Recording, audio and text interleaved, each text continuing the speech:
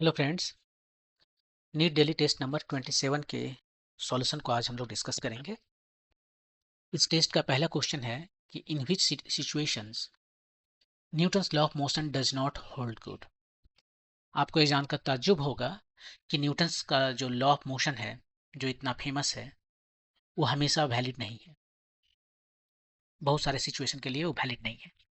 यहाँ पर आपको कुछ सिचुएशंस दिए गए हैं और आपको बताना है कि किस सिचुएशन में Newton's law of motion valid नहीं है। तो पहले है object moving with speed comparable to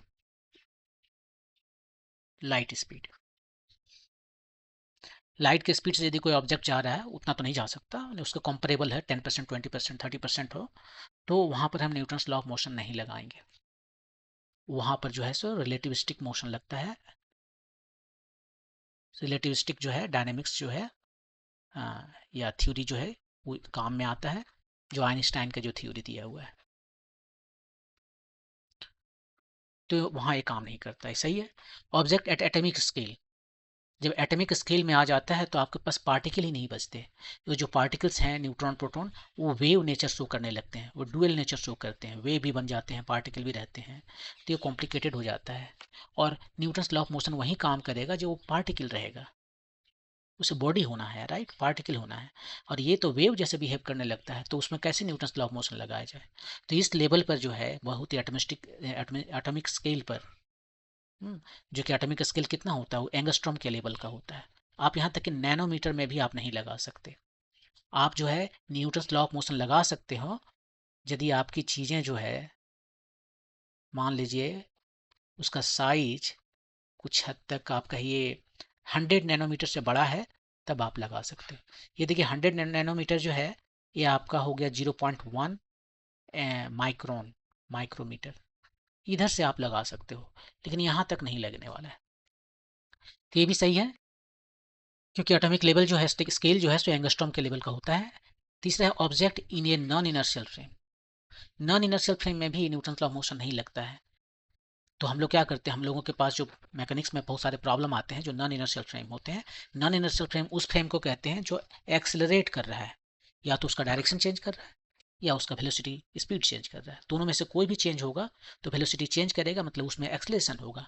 आप एक बस में बैठे हैं, बस टर्न ले रही है, आप एक नॉन इनर्शियल फ्रेम में बैठे हुए हैं, क्योंकि उस फ्रेम में वो बस जो है उसका स्पीड सेम नहीं है, उसका डायरेक्शन स्पीड का हमेशा चेंज हो रहा है, तो उसका उसमें एक्सलेशन है। और ऐसे फ्रेम में आप न्यूटन्स लॉ ऑफ मोशन नहीं लगा सकते। आप जो है उसको वहाँ पर जो है F equal to m a वगैरह लगाते नहीं लगा सकते। उसको लगाने के लिए आपको उसको कन्वर्ट करना पड़ेगा इनर्शियल फ्रेम में। और इनर्शियल फ्रेम में कन्वर्ट करने के लिए एक तरीका है कि आप स्यूडो फोर्स लगा दीजिए। स्यूडो फोर्स लगा देंगे तो ये इनर्शियल फ्रेम ऑफ रेफरेंस बन जाएगा। इसके बाद में आप न्यूटन्स लॉ ऑफ मोशन लगा सकते हैं। तो ये भी सही है, इसमें डायरेक्ट नहीं लगा सकते, इसको कन्वर्ट करने के बाद लगाते हैं। तो आंसर हमारा क्या हो जाएगा, चारों, चारों का चारों सही हो गया।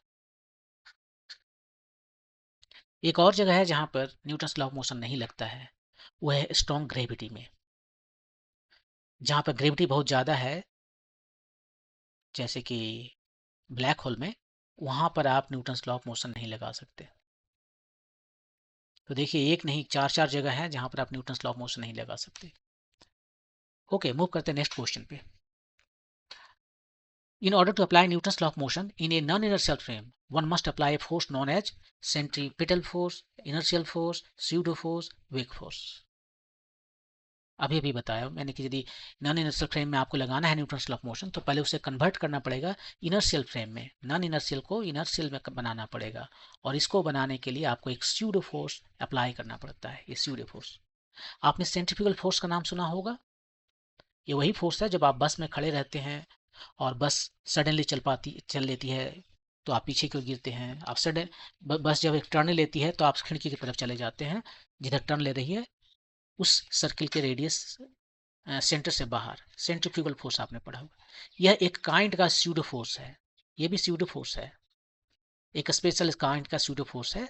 जब सर्कुलर मोशन में कोई फ्रेम जो है, कोई ऑब्जेक्ट जो है एक्सलरेटेड रहता है, वहां पर इसको लगाते हैं। वरना जनरल टर्म जो था स्यूडो फोर्स ही है। तो ये आपका क्वेश्चन था 132। नेक्स्ट क्वेश्चन मूव करते हैं।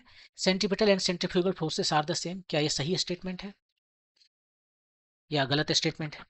सेकेंड स्टेटमेंट है कि the magnitude of the centripetal and centrifugal forces are the same but in the opposite direction. ये दोनों में कौन सही है? पहला बात, सेंट्रीपिटल और सेंट्रीफ्यूगल फोर्स जो है आप एक साथ नहीं बोल सकते। एक बार में आप एक ही फोर्स को बोलने का अलाउ है आपको। आप या तो सेंट्रीपिटल फोर्स बोलिए या सेंट्रीफ्यूगल फोर्स बोलिए, आप दोनों नहीं बोल सकते। यदि आप इनर्शियल फ्रेम में हैं तो आप सेंट्रीपिटल फोर्स बोलिए, और यदि आप नॉन इनर्शियल फ्रेम में हैं तो सेंट्रीफ्यूगल फोर्स बोलिए। ये सेंट्रीफ्यूगल फोर्स एक तरह का स्यूडो फोर्स है। तो आप किस फ्रेम में है उस हिसाब से बोलिए।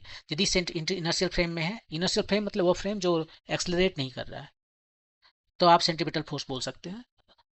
माने कि ऑब्जर्वर जो इनर्शियल फ्रेम में है वो सेंट्रीपिटल फोर्स की बात करेगा, और वह ऑब्जर्वर जो नॉन इनर्शियल फ्रेम में है वो सेंट्रीफ्यूगल फोर्स की बात करेगा। तो एक ऑब्जर्वर एक साथ में एक टाइम में या तो इनर्शियल फ्रेम में होगा या नॉन इनर्शियल फ्रेम में होगा। एक टाइम में वो दोनों फ्रेम में तो नहीं हो सकता, इसलिए ये दोनों बातें वो एक साथ कर ही नहीं सकता। और यदि वो दोनों एक साथ कर ही नहीं सकता है तो ये दोनों फोर्स सेम कैसे हो जाएंगे? ये जो फोर्स है नॉन इनर्शियल फ्रेम में एक्सपीरियंस किया जाता है, और ये जो सेंट्रीपिटल फोर्स है ये चाहिए सर्कुलर मोशन में घूमने के लिए एज पर an observer in inertial frame. तो ये दोनों एक नहीं है, तो ये गलत है। Second statement, the magnitude of the centripetal and centrifugal force are same but in opposite direction, ये सही है। देखिए यदि नॉन इनर्शियल फ्रेम में आप है, मान लीजिए ऐसे गाड़ी घूम रही है, तो आप पर जो फोर्स लग रहा है सेंट्रीफ्यूगल फोर्स, वो किधर लग रहा है? इधर। और उसका मैग्नीट्यूड है एम ओमेगा स्क्वायर यार। यहाँ पर जो है आप ऑब्जर्वर इसी में बैठे हुए हैं, गाड़ी में, इस बस में बैठे हुए हैं, ठीक है। यहाँ पर ऑब्जर्वर जो है इधर जमीन पर बैठा हुआ है, कहीं पर इधर दूर में, और इसमें जो गाड़ी घूम रही है यहाँ पर, तब वो इसमें देख रहा है कि भाई इसको तो इस सर्कुलर पाथ में घूम रहा है, इसको इधर जाने के लिए एक फोर्स का जरूरत है, और वो है सेंट्रीपिटल फोर्स। इतना फोर्स उसे चाहिए तब वो उसमें चक्कर लगा पाएगा, और यदि नहीं मिला इतना फोर्स तो वो सीधे निकल जाएगा। और वो सेंट्रीपिटल फोर्स कोई ना कोई प्रोवाइड कर रहा होगा, यूजुअली फ्रिक्शन प्रोवाइड करता है। और जरूरत पड़ा तो बैंक कर देते हैं, ये जो बैंक कर देते हैं रोड को थोड़ा साइड में ऊंचा कर देते हैं, तो बैंकिंग हो गया उसका, वो प्रोवाइड कराता है। तो ये बैंकिंग है, ये फ्रिक्शन है, ये दोनों मिलकर जो है सो सेंट्रीपिटल फोर्स प्रोवाइड कराते हैं, ठीक है। तो ये दोनों का मैग्नीट्यूड तो सेम हो गया। इधर जो है सो कितना फोर्स लगता है? सेंट्रीपिटल फोर्स जो है, सेंट्रीपिटल फोर्स होता है m v square by r, या फिर इसी को भी इक्वल टू ओमेगा आर कर दो, तो एम ओमेगा स्क्वायर आर। दोनों का मैग्नीट्यूड सेम है। और एक देखिए इधर लग रहा है, एक इधर लग रहा है, तो दोनों का मैग्नीट्यूड सेम है, डायरेक्शन ऑपोजिट है, सही है। तो ये स्टेटमेंट तो सही हो गया। लेकिन आप एक साथ दोनों को नहीं बोल सकते, इसलिए पहली बात तो ये दोनों सेम फोर्स नहीं है, हालांकि उसका मैग्नीट्यूड सेम है, डायरेक्शन ऑपोजिट है, लेकिन ये दोनों सेम फोर्स नहीं है। इनफैक्ट आप एक साथ दोनों नहीं बोल सकते।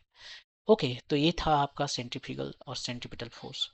तो स्टेटमेंट ए करेक्ट नहीं है, गलत है, और बी करेक्ट है, ऑप्शन नंबर 4। ओके, मूव करते हैं नेक्स्ट क्वेश्चन पे। A body of mass m is equal to square root over 2 kg experience a force of दिया हुआ force and it starts moving with acceleration 5 metre per second square. Value of के बताना है। Acceleration कितना होता है? Acceleration होता है फोर्स बाय मास। यहाँ फोर्स दिया है, एक्सलेशन दिया है, मास दिया है। मास में जो है जो फोर्स दिया है तो उसमें कोई वेरिएबल दे दिया है के, उसकी का वैल्यू निकालना है। एक्सलेशन कितना है? 5 मीटर, ठीक है। फोर्स को क्या करेंगे? मैग्नीट्यूड हमें लेना पड़ेगा, डायरेक्शन से मतलब नहीं है, क्योंकि एक्सलेशन का जस्ट मैग्नीट्यूड ले रहे हैं। तो फोर्स का डायरेक्शन कितना हो गया? मैग्नीट्यूड कितना हो गया? इसका मैग्नीट्यूड निकालेंगे, देखिए यहाँ पर square root over 3 square plus 4 square plus minus के square. Mass square root over 2 kg है, 5 times square root over 2 kg इधर, और ये हो गया आपका 9 16 प्लस के स्क्वायर। स्क्वायर कर देते हैं दोनों तरफ, ये हो गया 25 टाइम्स 2 50, और इधर हो गया 25 प्लस के स्क्वायर। तो के स्क्वायर कितना हो गया? ये हो गया 50, तो के का वैल्यू आ गया 5। के का वैल्यू आ गया 5। इनफैक्ट ये प्लस माइनस 5 होगा, तो 5 के इजकल टू 5 के लिए भी सही है और के इजकल टू -5 के लिए भी सही है। यहाँ पर जस्ट 5 लिखा है। ये यदि 5 होता है तो यहाँ लिखेंगे 3i, फोर्स कैसा हो जाएगा 3i plus 4j minus 5k। यदि के -5 होता तो हम यहाँ फोर्स लिखते 3i plus 4j plus 5k। Force का डायरेक्शन अलग हो गया है तो मैग्नीट्यूड सेम रहेगा लेकिन डायरेक्शन अलग रहेगा एक्सलेशन का भी, बस और कोई फर्क नहीं है। तो 5 ये आपका आंसर है। ओके, और लास्ट क्वेश्चन इस टेस्ट का, ये player catches a 100 gram ball moving with speed 20 metre per second. Player spends 0.05 second in bringing the ball to the rest. The average force applied by the player on the ball is how much. ये force average जो है वो कितना है, यही आपको बताना है। देखिए, ये लड़का है या लड़की है जो भी है, ये बॉल को कैच कर रहा है, इधर से बॉल आ रहा है, इसने बॉल को पकड़ा अपने हाथ में और अपने हाथ को पीछे ले आया। ठीक है, ये पीछे ले आया यहाँ पर और बॉल यहाँ पर रुक गया। t=0 पर इसने कैच किया और t=0.05 पर सेकंड पर बॉल रुक गया। ये आपका ड्यूरेशन है, डेल्टा t=0.05 सेकंड में। हर समय उसके हाथ पर फोर्स लग रहा है, ठीक है, हर समय उसके हाथ पर फोर्स लग रहा है, तो बॉल रुक गया है। तो यहाँ पर हम क्या करते हैं, एक इंपॉर्टेंट थ्योरम है, impulse momentum theorem. Impulse momentum theorem कहता है, ये लीनियर के लिए भी होता है और रोटेशन के लिए भी होता है। तो यहाँ पर हम लीनियर का बात करेंगे, हम सोच रहे हैं कि लीनियर में उसे खींच रहा है। तो ये जो मोमेंटम इंपल्स होता है, ये इंपल्स जो है वो चेंज इन मोमेंटम के बराबर होता है। और इंपल्स क्या होता है, इंपल्स होता है फोर्स और टाइम जो है उसका प्रोडक्ट। और चूंकि फोर्स हर जगह डिफरेंट डिफरेंट होगा तो हम क्या करते हैं, एफ डी टी ऐसे लिखते हैं।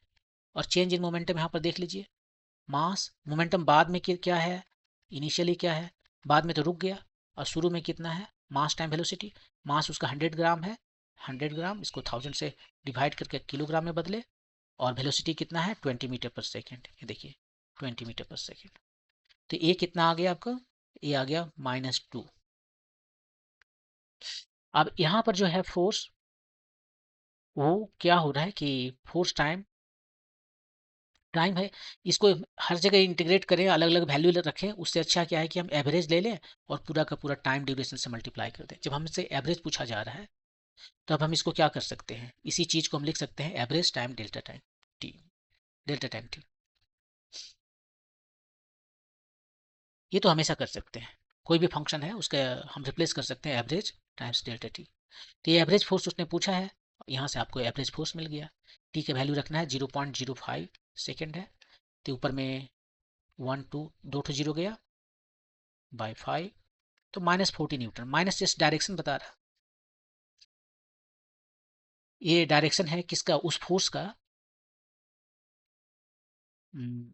फोर्स का जो बॉडी पर लग रहा है, बॉल पर लग रहा है, और बॉल का डायरेक्शन का जो है उसके ऑपोजिट डायरेक्शन में।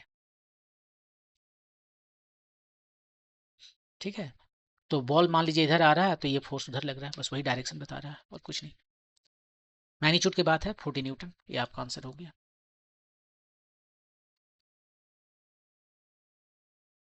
40 न्यूटन, ये रहा आपका 135 क्वेश्चन नंबर। तो ये था test number, NEET daily test number 27। Next video में हम 28 के सॉल्यूशन को लेकर आएंगे। यदि आपको समझने में कोई प्रॉब्लम हो, कोई डाउट हो, तो आप उसे कमेंट सेक्शन में लिख सकते हैं, हम उसको क्लियर करेंगे। Thank you.